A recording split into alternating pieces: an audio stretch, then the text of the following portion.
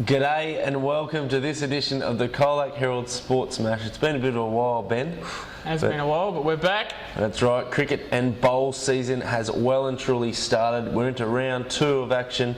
We've also got a little bit of tennis for you as well. So let's just get the energy going a little bit here. I'm feeling a bit flat, but let's just get through it. Here we go. Division 1 cricket now for you. LV took on COLAC at COLAC's Lake Oval in a one-day game there. LV got the win and it was a pretty strong win in the end. They made 8 for 151. Andre De Lorenzo top scored with 48. Liam McGuan made 47 while Aidan Spence had 4 for 22 for the Stallions and COLAC was 9 for 115 in reply. Mind you, they were 7 for 22 at one stage, so a big fight back there. It was led by Dave Oborne who made 64. Not out, very good score. De Lorenzo chimed in again. He took 3 for 9. Chris Hickey had 3 for 20 and Jared Hickey had 2 for 21. In the second game, Warrior took on City United at Warrior. City United had a good win, bounced back from their loss against COLAC last week. 9 for 161 they made batting first. Josh Weatherhead made a 51, well-made half-century there. Kane Learson 42 and young Luke Inglis had 26 runs. Mick Lay, he took 4 for 31 while Darcy Lang chimed in for 2 for 21. Warren in reply, just not good enough unfortunately. They made 73. Darcy Lang, the only man to go into double figures with 29 runs. Dave Treweek was one of the chief destroyers. He took 5 for 18 and in a strong all-round performance, Learson had 4 for 14 with the ball.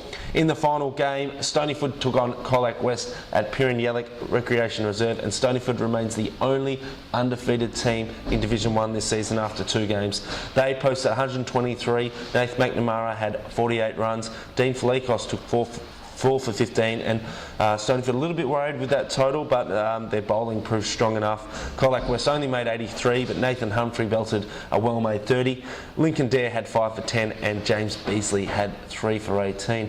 That wraps up the cricket, so it was a pretty nice round of cricket. Looks like a bit of a bowler's round, really. And talking about bowling, what's happened in the lawn bowls? Nice segue there. We're going to get straight into Corangamite Bowls Division Saturday pennant action, round 3 around COLAC and District. I'm not sure how many viewers we have that are probably going to be closely into the bowls, but if you're a bowls fan, leave a comment below. I'm not sure. Get on. The first game I want to talk about is Winchelsea defeating reigning Premier Camperdown. A bit of hype around Winchelsea. They had a couple of big recruits this season, and they're finally starting to gel and knock off some big teams. They've got City next week as well, so it's exciting to see how they go there. But this week they defeated Camperdown 2 rings all 96 to 84. Winchelsea now with a 2-9 record, but still third on a ladder behind surprise City and Camperdown Golf. Winchelsea skipper Alan Mallor had the biggest rink win for his team. He defeated Gary Body 32 to 10, which probably proved the difference in the end. While recruit Jason Armstrong was Winchelsea's other winning skipper, beating Damien Broderick 25-23. The next game now, Central got its first win on the board. Well done to Central bowlers. They defeated Cobden at Central. Still on the bottom of the ladder though, unfortunately, but they're on the right track now. They won the game 2 rings all 90 to 82.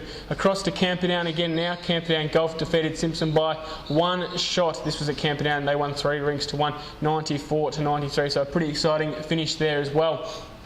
In another exciting finish match, COLAC drew with Apollo Bay, despite Apollo Bay sort of having the lead towards the last couple of ends at COLAC's picturesque Lake Green. This one was 2 rings all 98 also. I mean, not much between them there, obviously. And in the final game, City, top of the ladder, still cruising along undefeated. They won their opening 3 games. They defeated Lorne at City 3 rings to 1, 100 to 85. So Lorne with a 1-2 record now, but that's not a bad start for the team that's come up from Division 2, and they've had a pretty tough draw so far. They've got last year's top 4 finalists in the opening 4 weeks. They've got Camperdown Golf next week, so all the best to Lorne. And the final thing we have for you in today's Sports Mash, before of course the COLAC Herald Sportsman of the Week, is the tennis. I'll go through that quickly now. In Polworth Tennis A grade, Kawarren defeated Biak. They won 7 sets, 53 games to 2 sets, 25 games. Pennyroyal had a tight game against Warncourt. They won 5 sets, 44 games to 4 sets, 34 games. And Forest defeated Barwon Downs in a one-sided match, 7 sets, 51 games to 2 sets, 31 games. And the COLAC Lawn Tennis Club also kicked off their season. No junior play, unfortunately. The courts were a little bit soft, a little bit damp, but the seniors got on in the afternoon. Mark Robinson won 24-6 in Section 1, and Brett Patch won Section 2 16-8. So a very good result for those boys there. Well done. And the COLAC Herald Sportsman of the Week, I did have a think about this, Ben, a little bit earlier. I'm going to give it to Kane Learson. I just think 42 runs, 4 for 14 with the ball, and a win for his team, City United. Pretty impressive stuff. Yeah, it's just a bit of an all-round performance. We had a couple of handy bowlers that bowled particularly well and a couple of big scores, but obviously that all-round performance is always going to stand out in the eyes of our Sportsman of the Week selectors. So well done, exactly Kane. Right, you and me.